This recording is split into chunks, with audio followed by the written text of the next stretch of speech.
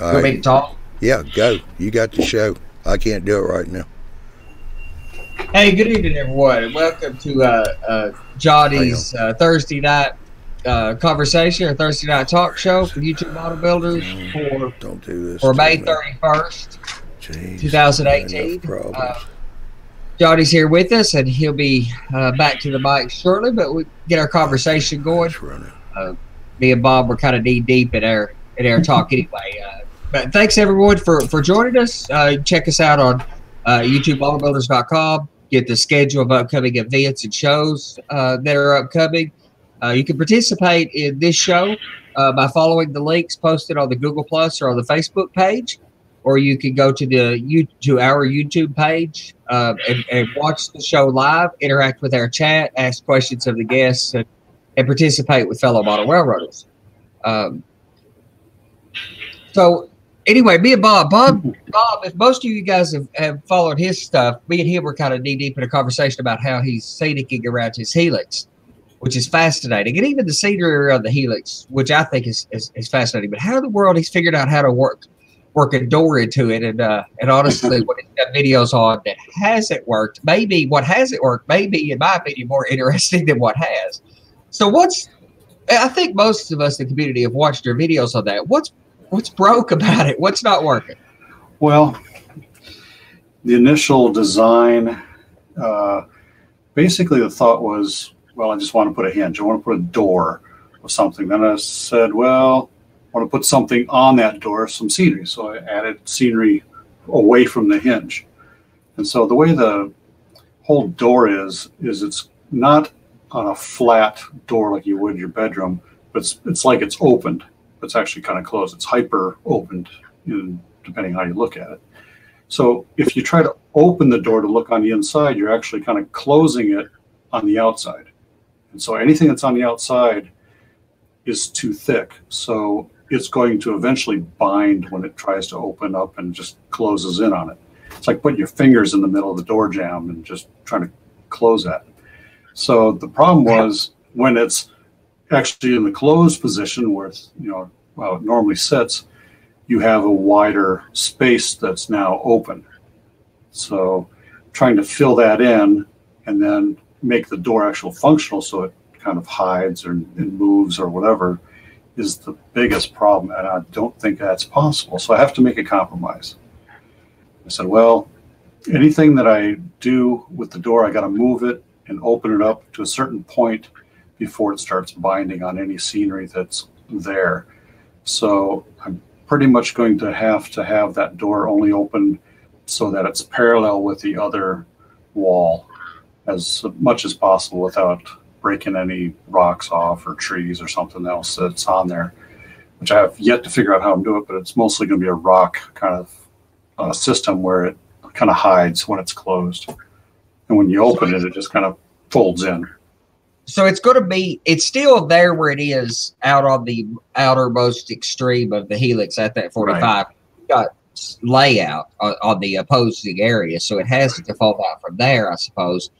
But and you're still trying to work a hinge arrangement, because that's what we were talking about prior to the show starting. The hinge is what makes that complicated, just like it does on a lift up for your layout. I think a lift out for your layout, even with track across, that's not that hard to make that work pretty well. A lift up or fold up with hinges, that requires some finesse.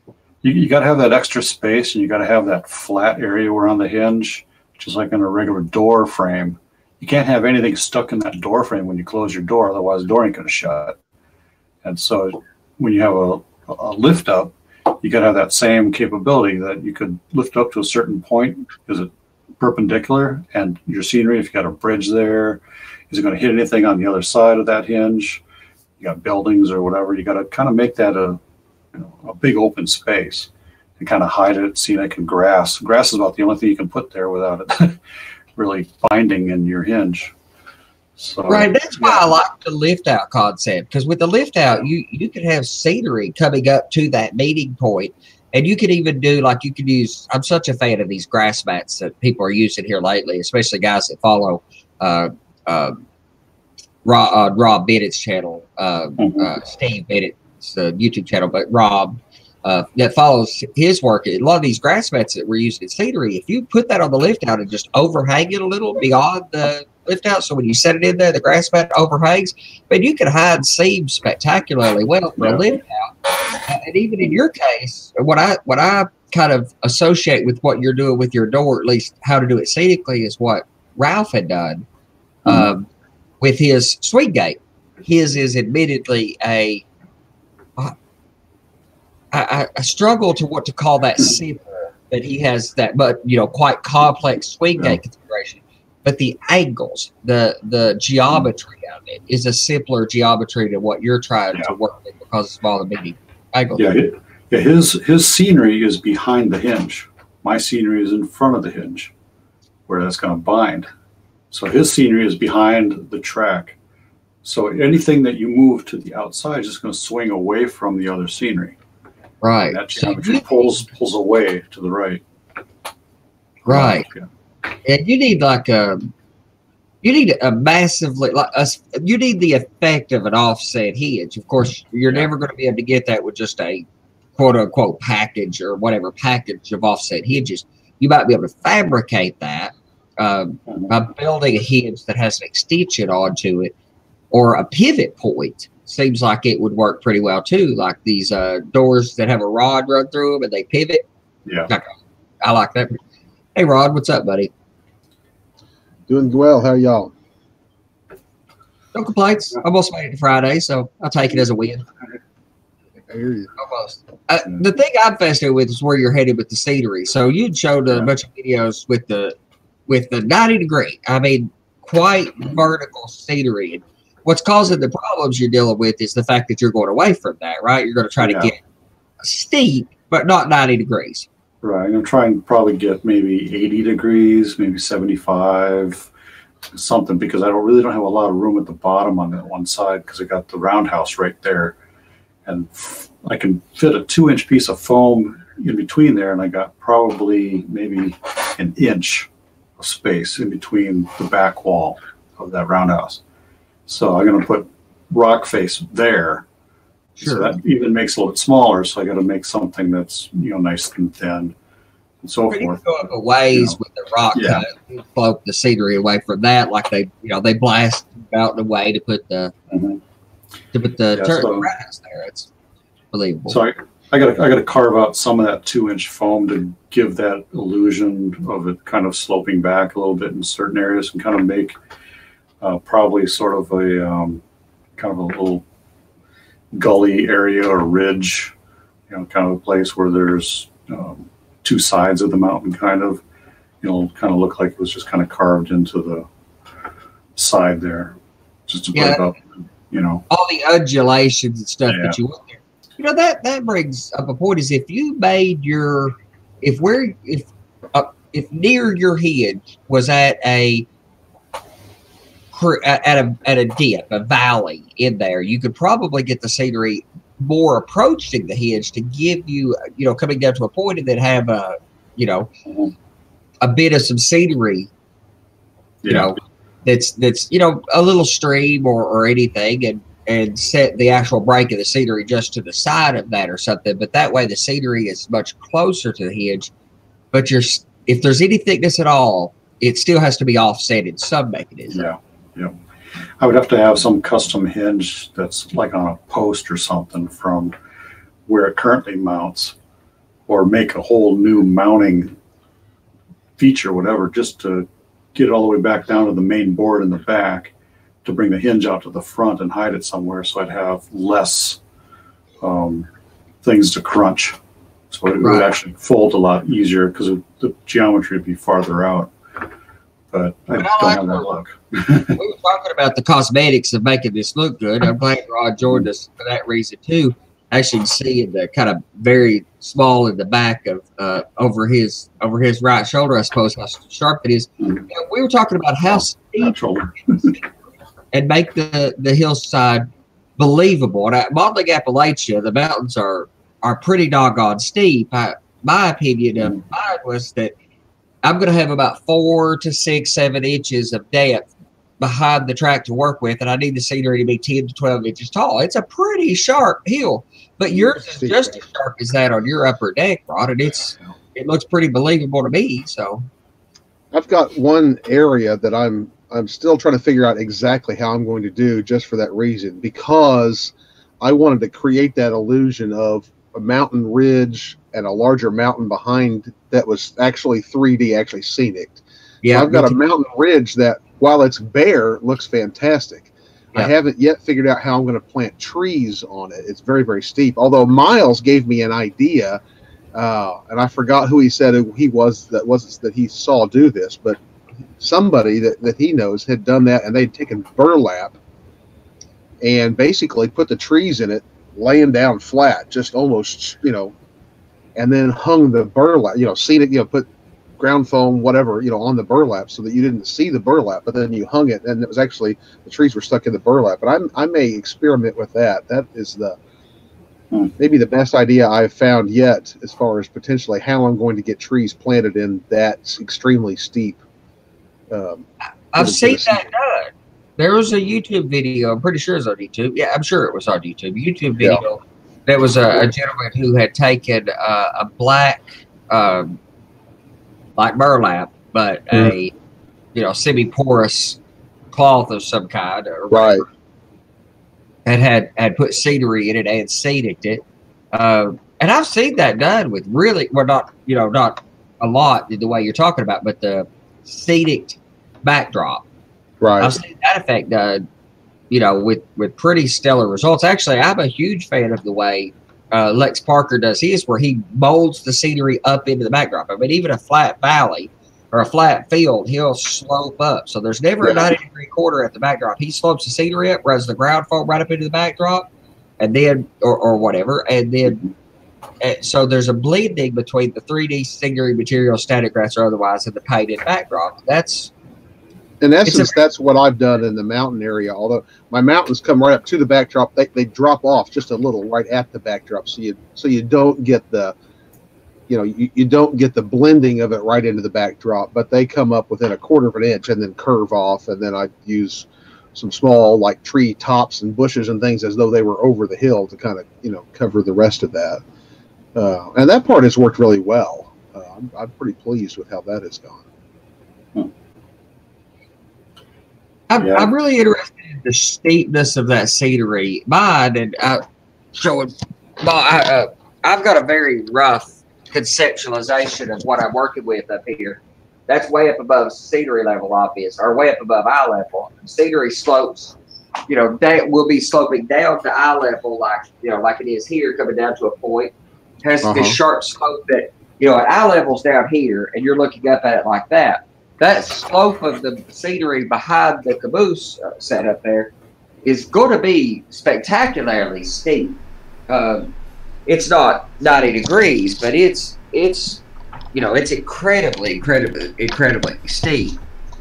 And I think that's especially, it depends on what you're modeling, but if you're modeling forested areas of Colorado or cliffline or the very deep woods of Appalachia, those mountains were steep geographically, prototypically.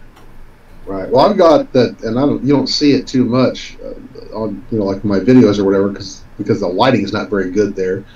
But I've got the end of my peninsula it's a big, very steep, and it's rock all the way up. Yeah. And it's probably easier to do rock that steep and make it believable. It's well, I don't know about believable, but it's easier to do than it is planting trees on it, for sure.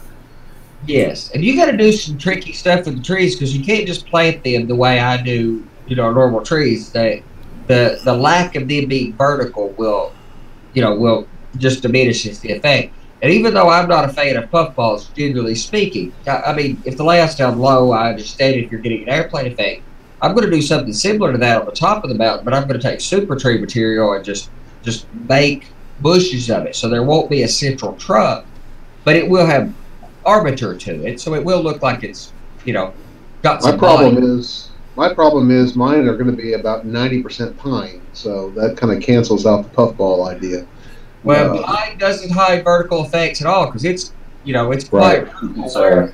What I think I'm going to experiment with, I think will help, is I'm going to make some of those, you know, furnace filter trees that I make, but I'm going to try to make them and basically shave all of the tree off of the back, you know, so that you're just going to see the front, you know, half or a little more than half, and then the back will be flat right up against the tree behind it. If you get them in there thick enough, I think I can make that illusion still work, and it'll help me get them vertical on the hill.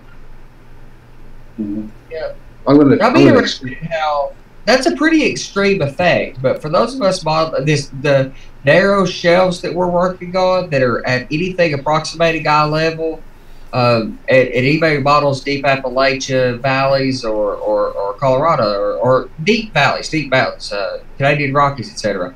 I think they could really take advantage of these incredibly steep. And I underestimated how steep you could go. If I was going back and doing it again, all those hills and stuff you see over there, I didn't make anything steeper than 45 degrees. I thought that would be unrealistic looking.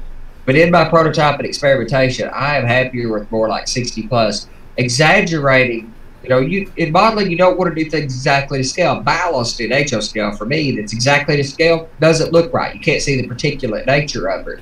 So I overscale it slightly, and you underscale other things. I should have exaggerated the balance a little bit. It should have the slight exaggerated effect is, to me, is pretty desirable. Michael Lambertino said he got to test run his trade on half his layout up a 3% grade, pulling 35 cars. That's pretty good. I can't. Wow. Mine's 26 cars to 28 cars. My grades will be going approximating 3%, but he's using helpers, pushers. Well, you can call them helpers if you want to. The NW call them pushers, so they're pushers. But my layout's designed explicitly to require pushers. I mean, I weight the cars. Everything about the layout's designed for pushers. As long as this main line is. As soon as the train clears staging, you stop and put a pusher on. 360, 380 feet of main line, and 3/4 of your train is already in staging, and you stop, and the tail of your train is still hanging out into the seating area of the layout. You drop the pusher.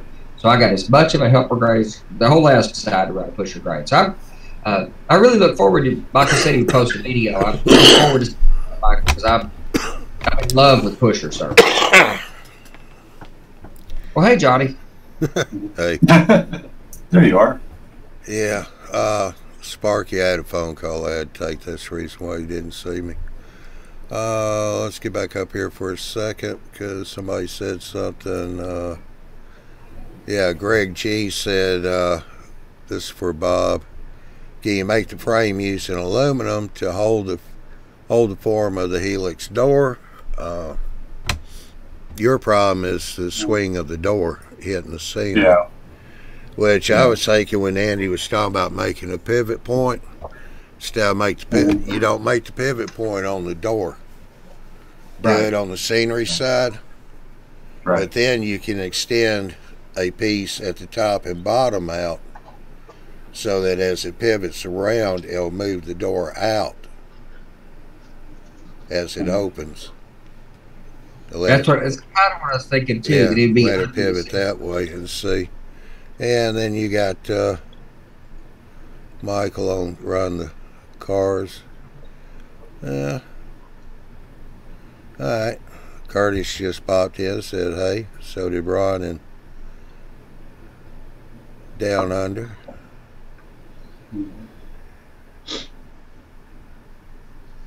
Another thing you and Ron might think about is Ralph has got some pine trees on his layout. Now they're kind of at a distance. I know y'all's are going to be kind of close up, but what he did is up right against the back wall or the backdrop. He took screen wire and cut it, peaked it to make it look like a big thick pine tree forest, and then just put ground foam on it. And stuck it up there. The way he had it, it looked really good. It looks similar to the with the mesh. Right.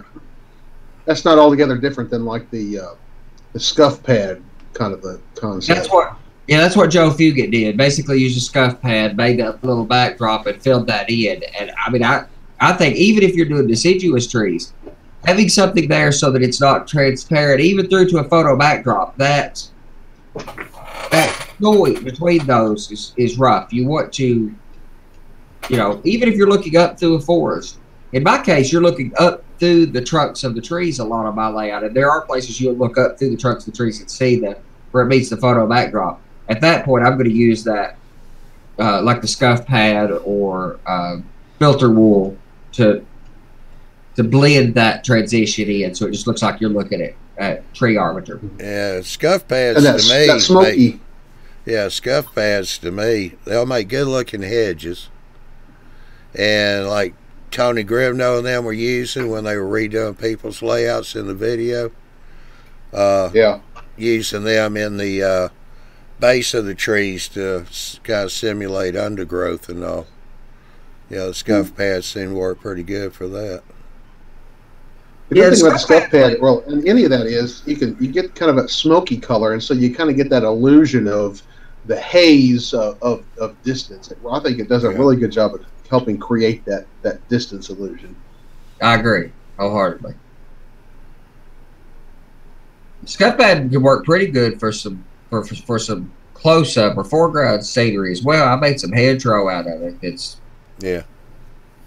You just have to tear at it some. And I got some stuff that Steve Bennett, again, to mention him, but that he was using recently, some cocoa filter, or it's not the rubberized horsehair. A couple things. That coconut fiber.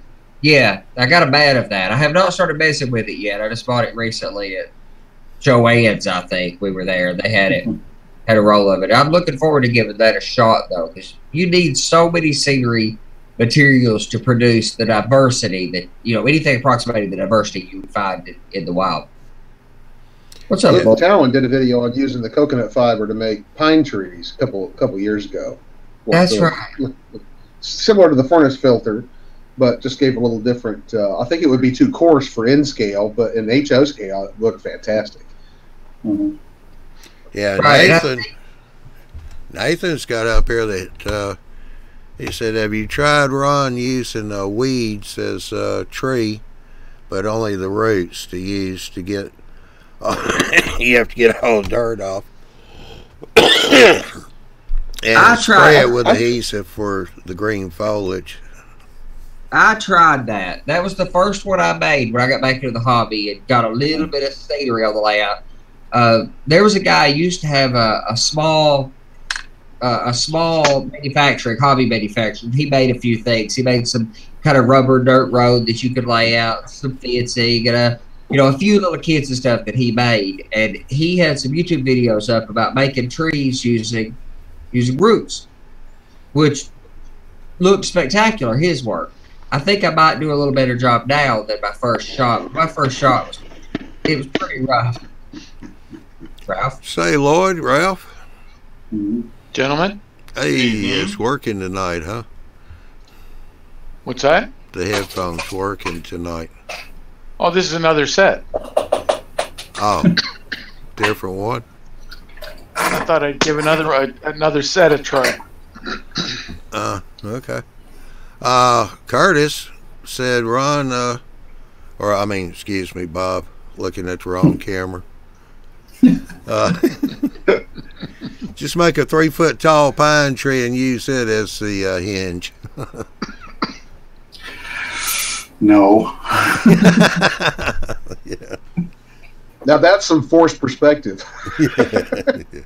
And the pine tree you're standing under while looking. It forced something. That'd have to be a sequoia. And I think it'd even be taller than a sequoia. Yeah. HO scale, especially at O scale, Miles has some 3-foot trees, maybe longer. I think he's got a couple that are 4 feet that he was using on his Colorado layout. I mean, they're 4 feet tall pine trees.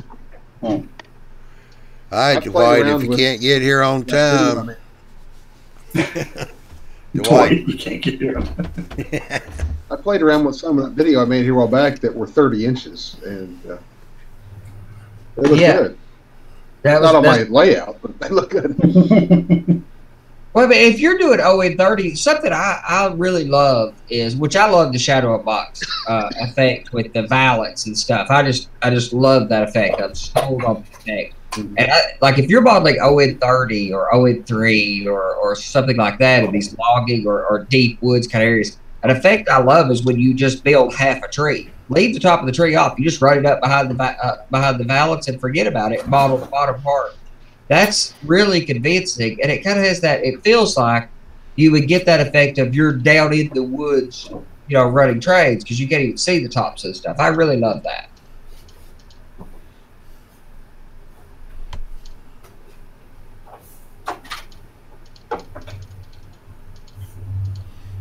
I'm toying with the idea of building an ON30 module just because there's some things I want to play with that aren't realistic and in scale to do, and I just want to try them. 0-30, I've said for a while I want to build an O scale, but I want to do it in 0-3. But really, I am so encouraged to try maybe do it in 0-30, or at least buy Bachman 0-30 equipment and stretch it to 0-3 because of the cost. I mean, it's very expensive to experiment with 0-3, but 0-30, you can build a nice little module, buy a locomotive pretty cheap, not have a lot of money invested in a pretty interesting experiment. All right, can y'all see Chris MRL trains? No, I cannot. All right, just wanted to make sure, so I didn't want to refresh if I didn't have to. He must be having problems getting in. Oh, there he is. Oh, I can see him now. I'm not sure that's a desirable effect, but I can see it. I don't think he can hear us, though. I don't think he can hear us.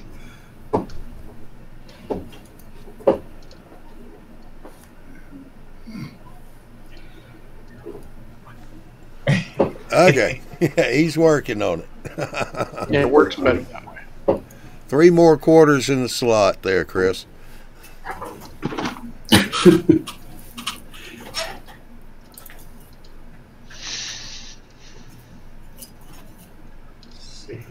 Dwight's asking Ron, how does Ron avoid the slinky effect when running a passenger consist? Okay. I'll let you figure that one out, Ron. How do I avoid the slinky effect? Well, a passenger consist, I only have one short passenger train, but I mean you can have the same problem with freight trains, and the answer is A, to have good free rolling wheels, so get good metal wheel sets that roll very, very well, and B, weight down your cars. Usually when you got the slinky effect, it's because you got cars that are too light. I'm not sure I understand what the slinky effect is. Well, in scale especially, Slinky sometimes is this. Right, the train will go, and the back cars will kind of back, and then they'll pull, and they'll do this thing. They bounce back and forth. Well, yeah. The cars towards the rear of the train, they're kind of go and stop, and it's especially problematic if you're moving slow, and it usually is a symptom of not having enough weight in the cars towards the rear end of the train. Yeah, so any small jerk in the locomotive's movement is what you're saying. Any small jerk causes all that slack in the couplers really be kind of expanded into an ugly effect. I see that a lot on YouTube videos. But what about the jerk behind the controls? That's a completely different issue. Okay. Yeah, that's a whole different solution that we probably can't talk about here. Maybe not. Put a pusher on the rear, then you won't have a problem. Hey, he's working. How about that? We got sound. Yeah. I think that's working. It is. Yeah. I can hear you. Yes, put a pusher on the rear, then you won't have a slinky effect. That's true too. And that's one of the reasons that I really fell in love with the Sargent Engineering couplers, or Sargent or whatever. One, they work prototypically, realistically, and they look prototypical. They're gorgeous. I really like them in every way operationally. But the slack is insignificant. Matt Goodman did a video sharing the slack on him a few years ago, and it just sold me on it. He had, say, 12 cars, and the slack, 10 cars, something like that. The slack in KD semi-scale couplers of those 10 cars was 3/4 of an inch or an inch. So, okay, Andy, then answer me this. Why do they add springs so that the coupler can go in and out? It can't. They do. No, my Surgeon Engineering couplers don't go in and out. I'm not saying Surgeon. There's other companies that make that coupler, especially on the newer box cars. It's a longer box that the coupler fits in, and it takes a spring so that you can actually see the thing separate as you pull away. I guess to soften the movement, and if you've got a lot of slack, I mean, KDs just have a lot of slack in them. With the Surgeon Engineering couplers, a 26-car train has no more than a 1/4 inch slack in the whole train. So when you pull forward, it can't slinky a lot just because they're so rigid. But don't do operations with Sargent couplers. That's the whole point. They're awesome. They're prototypical. I mean, yes. But prototypical come apart when you want them to. They do. Well, maybe. No. On the prototype, sometimes you got to bang. Talk to anybody that does operations. They do not use Sargent couplers. Well, there's a lot of reasons why people don't. A lot of that's legacy and history. KDs have a legacy and history and compatibility when people bring trains over. Since there's nobody in my geographic area, nobody's going to bring trains here to operate. And I've got a couple conversion cars that could port, so I could do that. But having all sergeants on my layouts shouldn't be a significant problem. And mine work almost flawlessly, but on the prototype, they don't work perfectly. You know, occasionally you have to, tell the engineer to give it a little goose to kind of jerk the slack around on a coupler so it'll free up. They do hang up. But on a Surgeon, all you have to do is break one of all you have to do is open the knuckle on one of the couplers and it uncouples. So to have one that won't uncouple would mean that you had two couplers that were malfunctioning and would not open up. And I found some tricks for putting them together that solve most problems. But I will very admittedly say, Sargent Engineering couplers are both not for the faint of heart and absolutely not for most people. You have to be kind of persnickety to really enjoy the prototypical. Sausage fingers. Persnickety. No sausage. It's too hard to work with a tiny part. Yeah, that's right. But you don't ever touch them. You use a little magnet to open them and stuff. But I'll tell you another one of the benefits. To assemble them, though, aren't they really tough to assemble? I don't find it that hard. I kiss it with a file a little bit just to take a little bit of the burr off from it. I put a little bit of graphite, loose graphite in it from a little squeezy bottle thing, and where the bearing is, drop the little bearing in there, which is a little bit of a tedium, but with tweezers, a little ball, drop it in there. I also do it in a little tray, so if I drop the ball bearing, it doesn't. I lost a couple. And I started doing it on a tray. Is there a little spring in there too, or not? Under the ball? No. There's just the ball. No, there's four parts to it effectively. There's the shank at one side of the coupler. There's the other side of the knuckle, and it's just the little knuckle. It's just a little piece. All about it assembled. All right, I'll show you that. And then there's the ball bearing drops in there. There's a little cap that goes to the top of that. So you put a little drop of glue, put the cap on it. That's all there is to it. But they also make one that so the ball bearing is picked up magnetically, which would be easy to use an electromagnet so that a decoder could operate a coupler. That would be fairly easy. But they also have them with the ball bearing coming up through the top, and you can put an eye hook on it and run your coupler cut levers through it. But they also say don't use electromagnets with Sargent couplers. Well, you run the risk of magnetizing the ball, and then it doesn't work anymore. I wonder why it wouldn't work. I could see not putting them in your track because you'd have all kinds of false uncouplings potentially. But no, you know, no, you if have they to. give you a magnet for uncoupling anyways, then an electromagnet's not going to momentary isn't going to change anything. You have to pull the bearing up. You can't use under track. The under track magnets or push it up. One or the other. Right, you've got to push it up or pull it up, but if it's not magnetic, you can't levitate it without it being magnetic. If you magnetized it, there's no way to levitate it. You have to pull it up, and you can either pull it with a coupler cut lever and the little eye hook, or you pull it with the little magnetic uncoupling stick that I use, or you could use like a magnetic wire or something like that.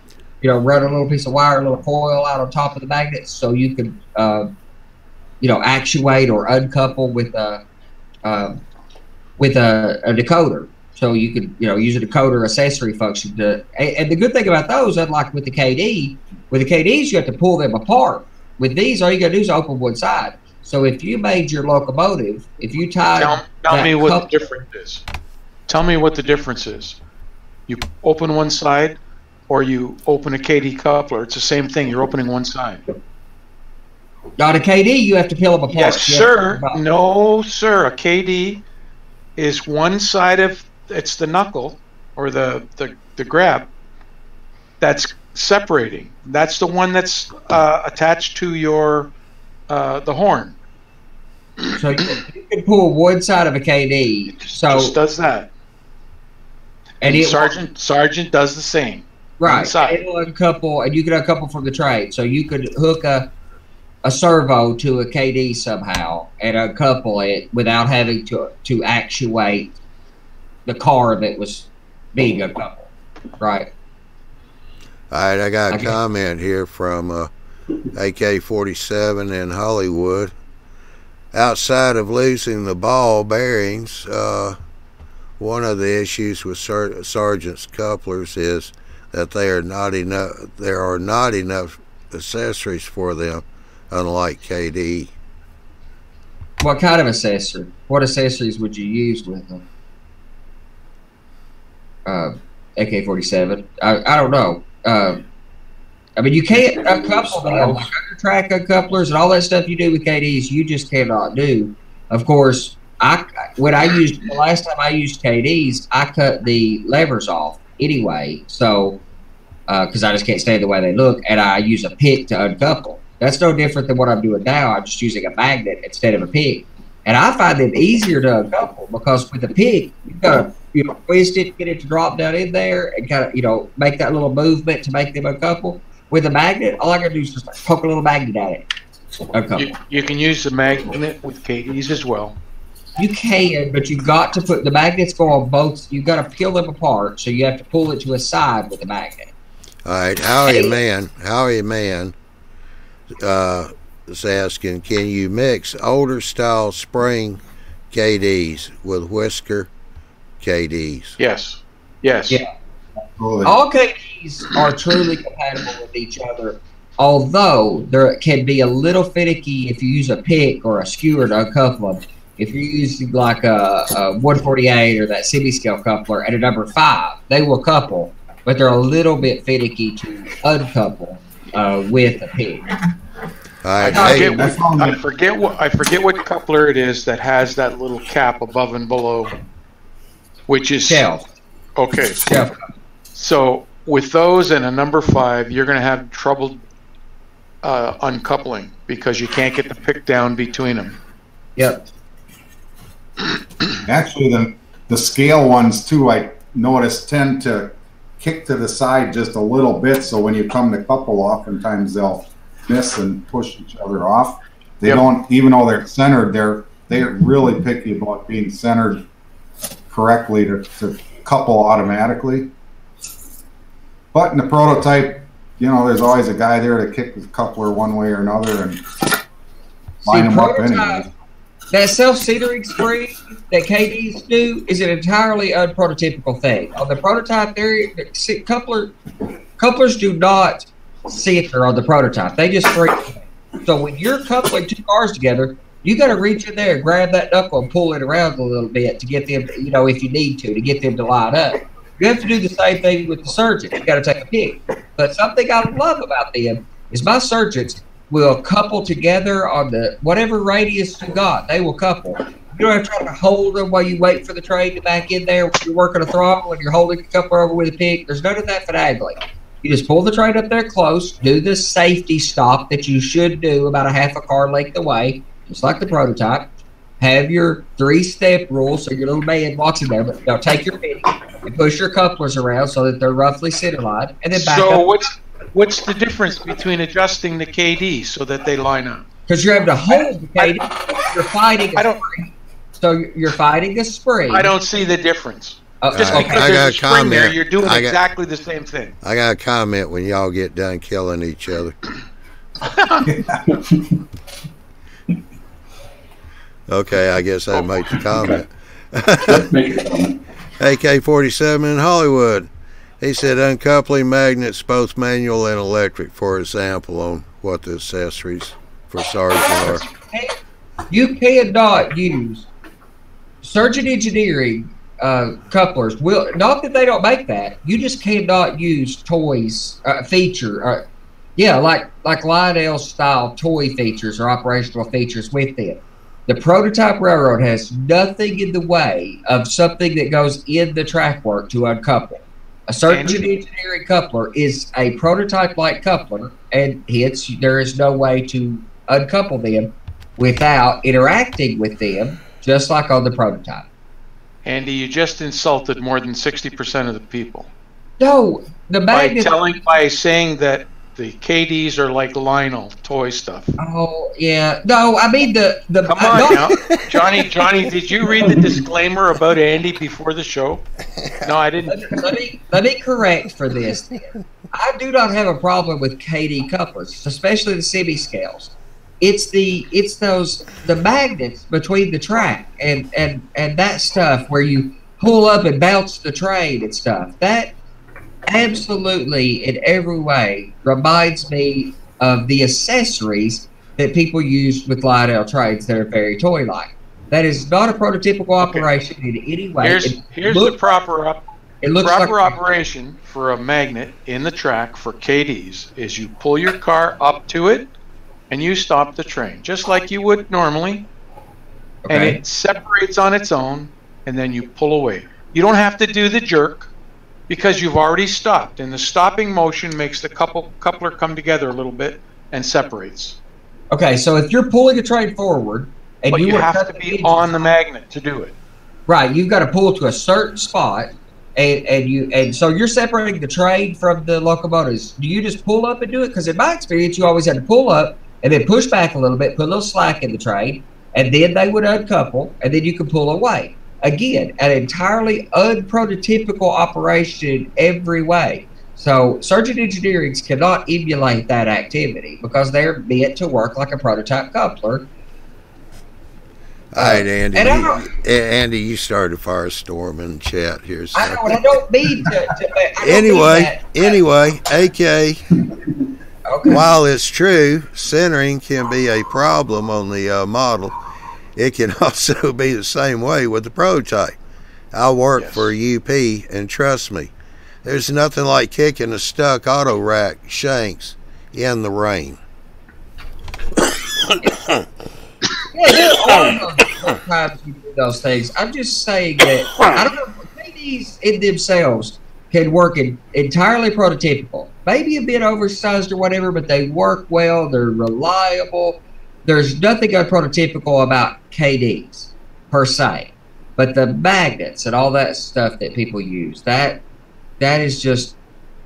Well, see, I'm like you, Andy. I cut the trip pins off. There's still half of them mine have them on, but anytime a car comes off the track for service, first thing I do is clip them. And I just use the bamboo skewers. And the whole trick is you don't have to get in there and twist and fish around. All you do is take your pinky and pull the car behind it forward a little.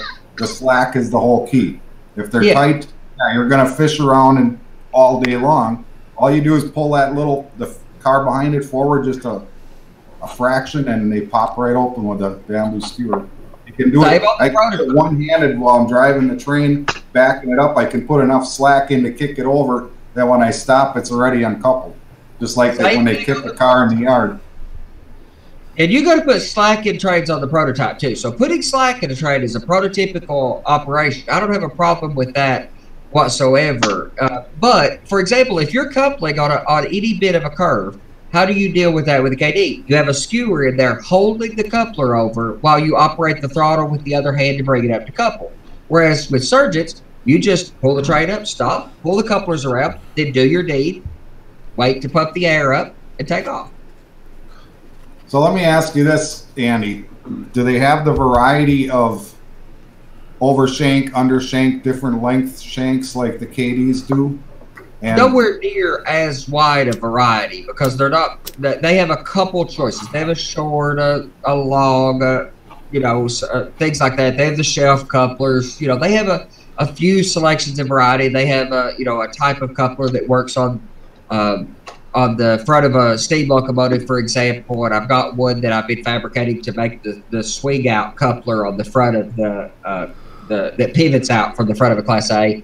And the thing I'm fascinated with is these the narrow shanks that go in a scale draft gearbox, because KD draft boxes are about 3 feet wide. I mean, they're just massive when you scale them down.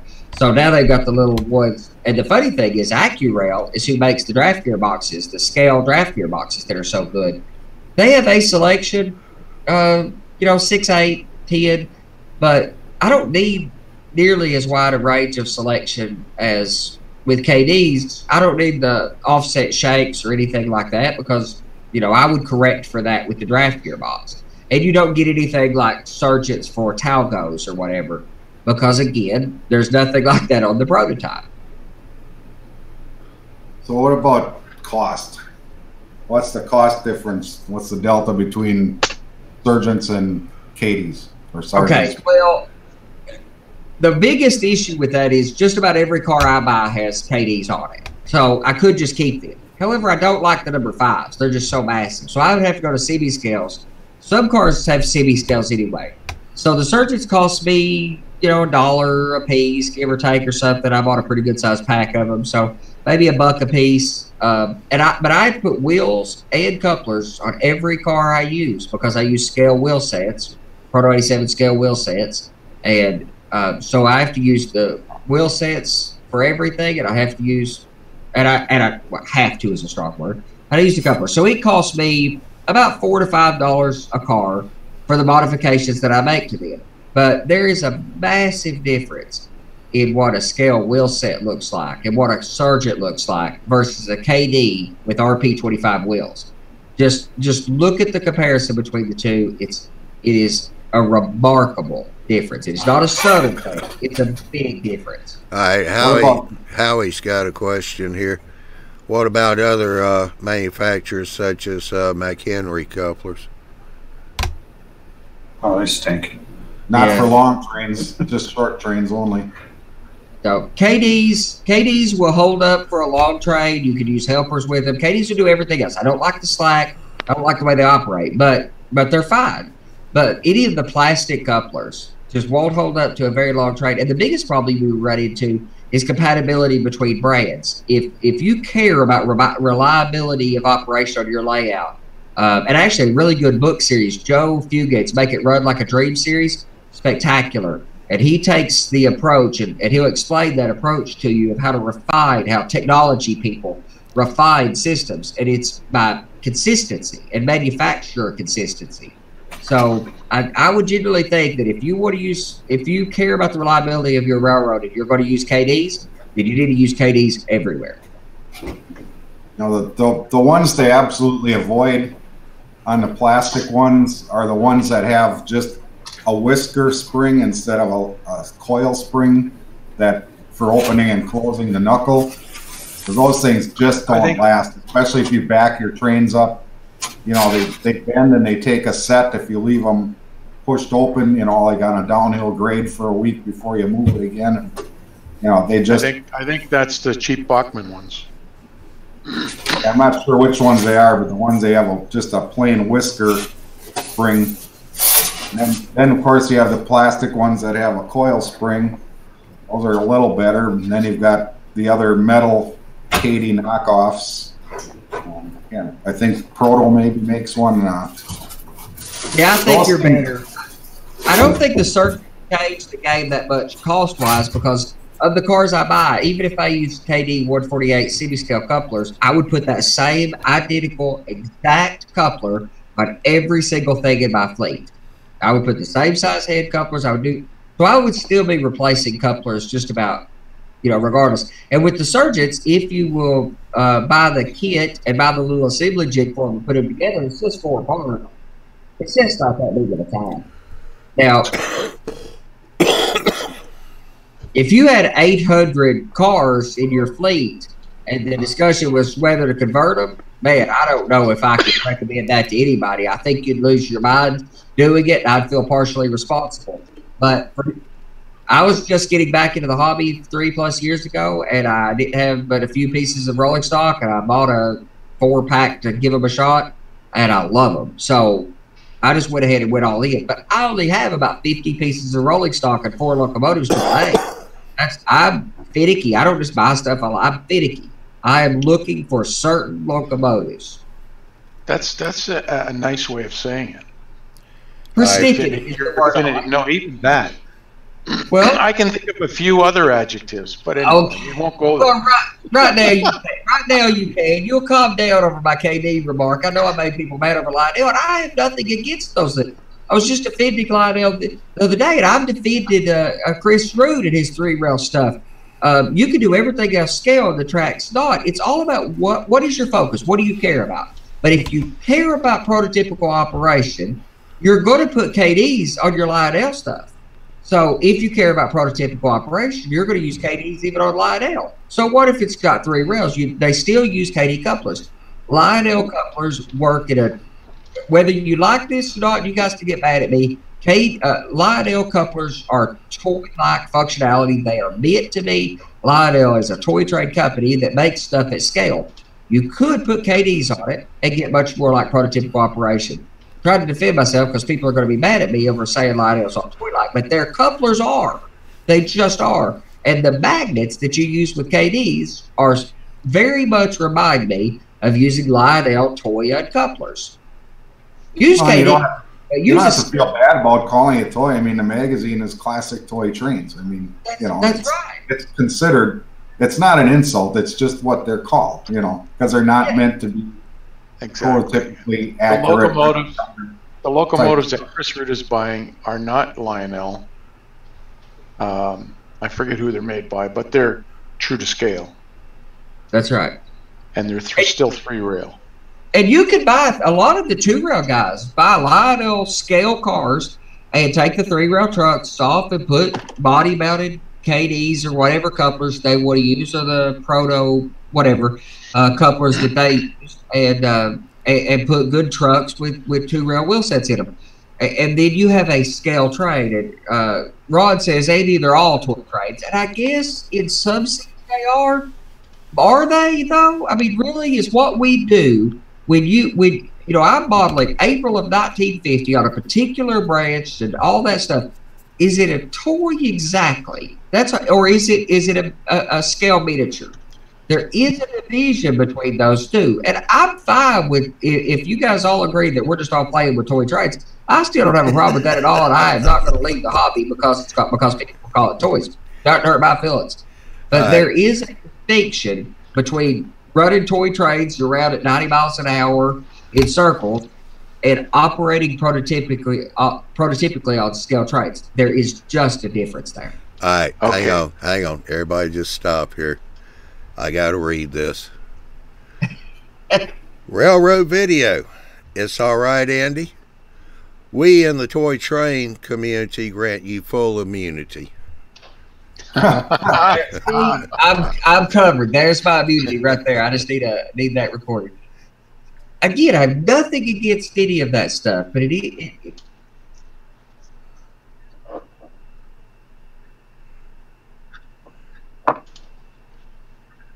What'd I do? Lose everybody's audio? These 80s, even in the 90s, a lot of those could be considered toys. And horn hook couplers. And Yeah, the horn hook couplers, you know, they're just there for the low end entry level kind of modeler, or just to play with. You know, that's considered toy. When you start spending $200 plus, even $80 plus for a locomotive, some cases you're looking at, that's more than just a toy. That's right. That's a good division. It's really hard to say this stuff is a toy when you're willing to go pay a couple $1,000s for a brass locomotive. Yes, you could call it a toy, maybe, but you're very loosely still in that category if you're doing that. So, yeah. You get that borderline. You got to start somewhere, and then you start moving into, I want a layout. I don't want just a circle or a figure eight or something. You know, you start moving on up, and so, I want something that looks a little bit more real instead of this one I can see right through it underneath it. Right. Locomotive, and there's nothing moving on there. up to the east side? Yeah, the east side. Or the central side, like I'm at. Sparky wants to change the topic. No. Ralph, look at your screen. Sparky. Ralph, check out the names.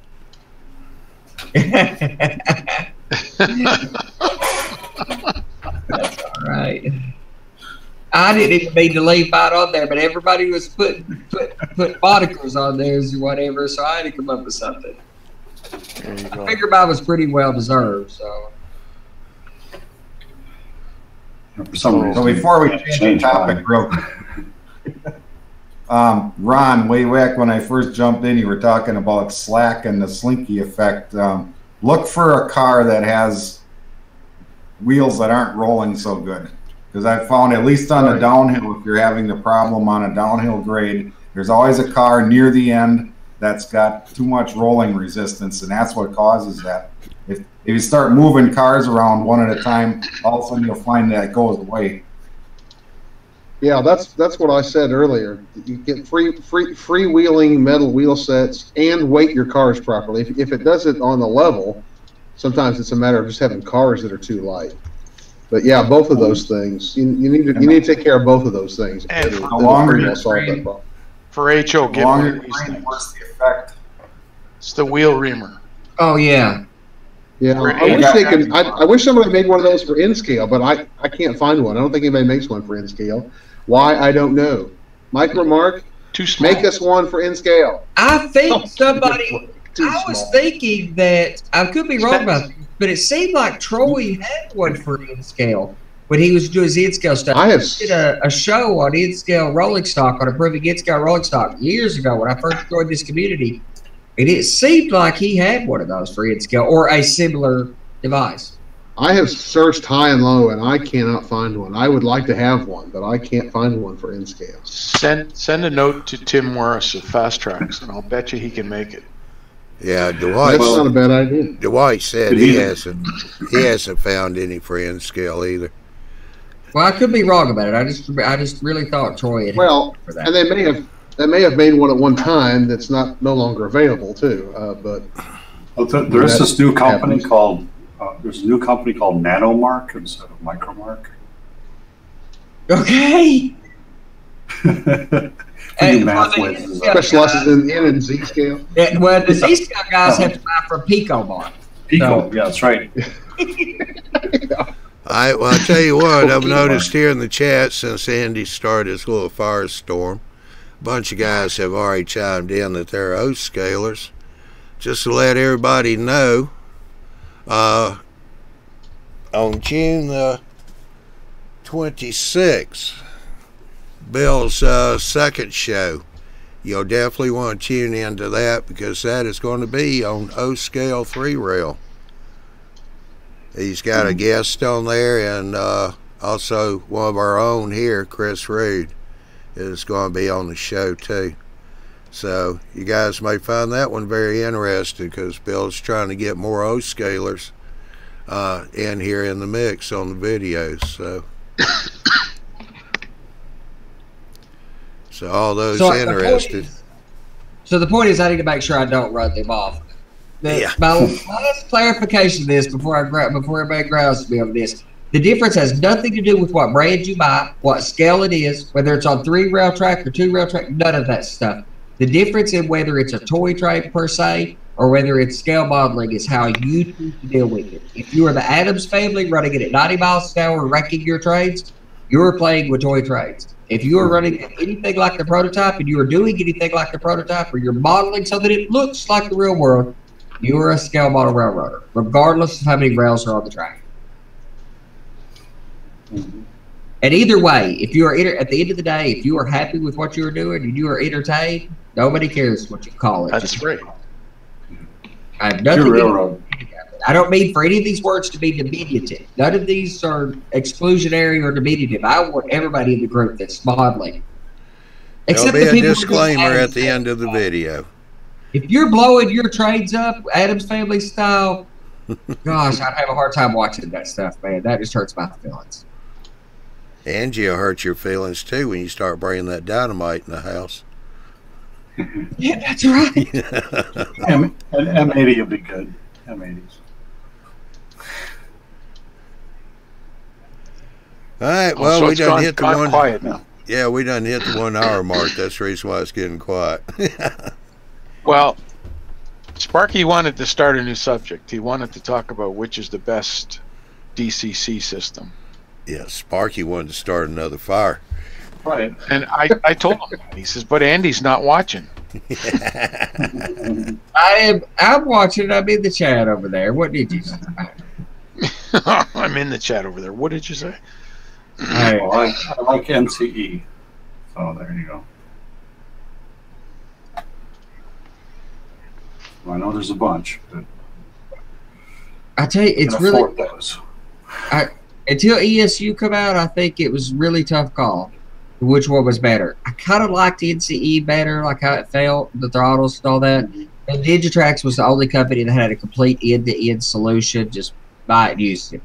ESU is really stirring it up right now, and even the Easy DCC from CVP, that's a pretty good system. There's a lot of different choices out there, and it's a matter of preference, what you're going to be comfortable with. Yeah. If you need to buy it all from one company, where you can call one phone number and get support for your throttles, your boosters, your signal controls, your turnout controls, Digitrax is the only company that has that end-to-end.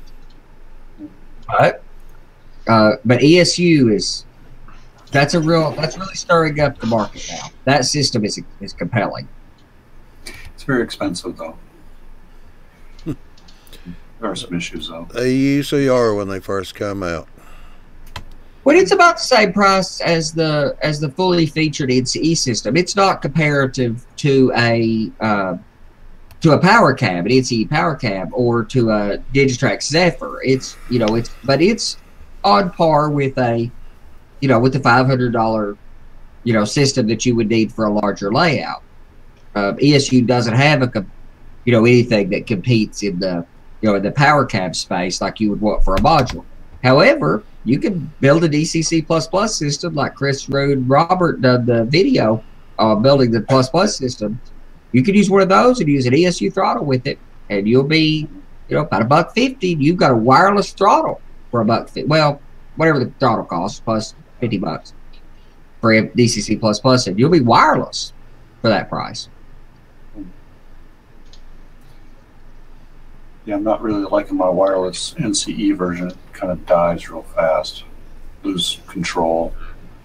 So Is it a battery? Yeah, it's got battery. It's just you can put brand new battery in there, but the signal just doesn't like to connect it all the time.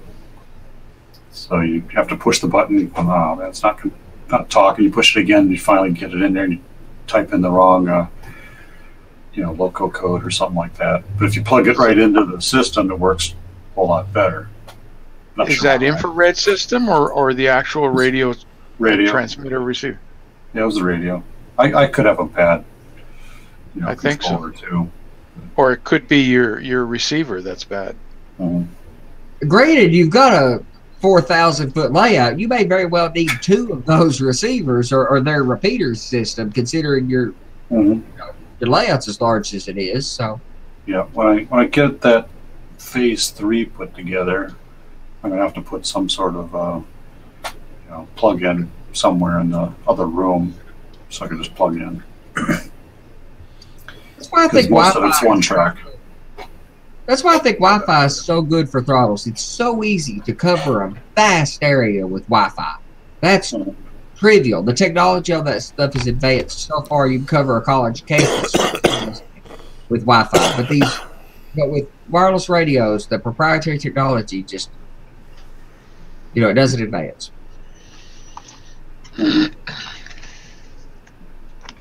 Well, look at all the different things Digitrax has had so far. Was it 3 or 4 different wireless technologies they've used already? And they've upgraded all 3 of them. And it's backward compatible. I mean, you got to give Digitrax, they're not my preference for a few reasons, but mostly ergonomic and some other choices. And you're kind of living in their world when you go to Digitrax. It's LocalNet, there are some accessories for it, but it's kind of their own world. But you've got to give them credit. They really pushed they raised the bar in giving us all the integration of signal systems and to where you don't have to build this stuff or cobble it together or figure a lot of it out. You can just go buy the products, hook them together, and use them for all kinds of complex electronics.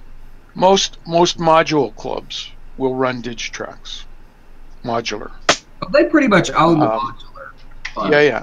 But there's Marty down in Australia is using the Raspberry and what's the other thing that's on a Sprog? Yeah, PySprog. Yep.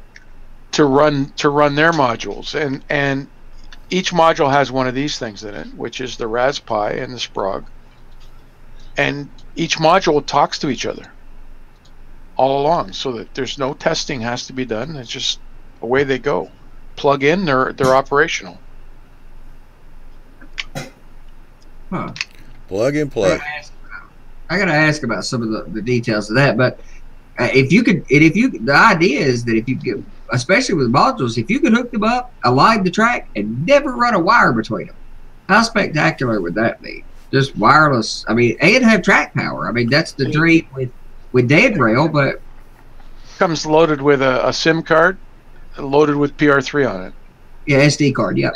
Or the what do you call it? Not PR3, JMRI.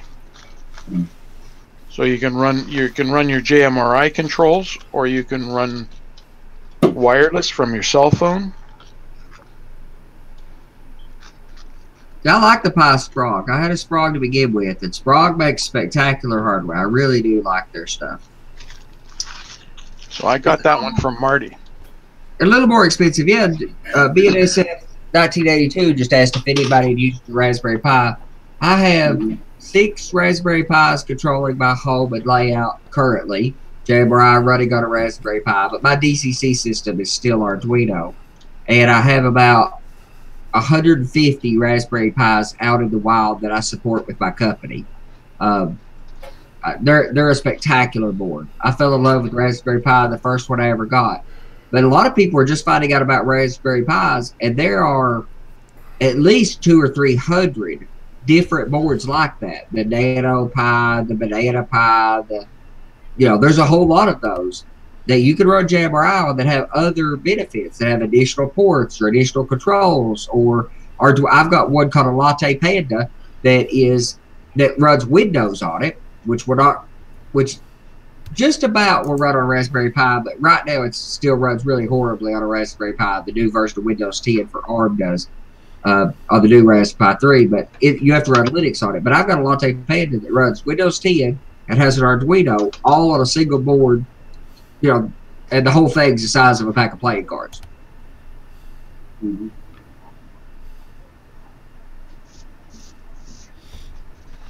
All right, well, anybody got any last thoughts before we shut this one up? You mean Andy? I'll apologize for any of the things I should apologize for, and then stand my ground on the other things. So whichever one of those makes me happy, I did one of those two for your argument with me. But oh man, I usually come off the top rope. I think I did choose the right night to stick that little moniker on my name. I think I'll take that off. That's good. All right, well, let me get over here and close this thing down. I appreciate everybody coming in tonight in the live chat. Appreciate you guys coming in on the panel here. Had another good show. Want to tell everybody to go to YouTubeMileBuilders.com. There you can check the schedule for the shows. Tuesday, Wednesday shows are at 8 o'clock Central, 9 o'clock Eastern time. And the Thursday show is at, what is it? Thursday shows at 9 o'clock Central, 10 o'clock Eastern time. And we got the Bell's new show that just kicked off this week with Lyle Strang. And this next show will be on June the 26th, which looks like it's going to be satisfying some O-scalers, because that's what it's going to be on. He's got a couple O-scale guys that are going to come in he's going to talk to. So that's going to be interesting. And like we always say, be sure to let us know what you want to see in a show so we can try and do it for you. Do keep an eye on the schedule, because we're going to have less shows this summer because of summer activities, people getting out, and everybody's getting to a point where they kind of need a little bit of a break. We've been locked up in the basements or in the house all winter. We want to get out and stretch our legs some. So with that said, I want to say thank you for coming in, and we shall see you. Okay, what have I got left here? Next Thursday. Yeah, next Thursday. Next show is going to be June. That'll be June the 12th, and that's going to be a fine scale show Miles Held was putting together. So we'll that'll be good and interesting too. That's going to be on layout lighting. I think it's using LEDs, whatever. But we'll see you next Thursday. Y'all have a good weekend and be good. And where's my stop button?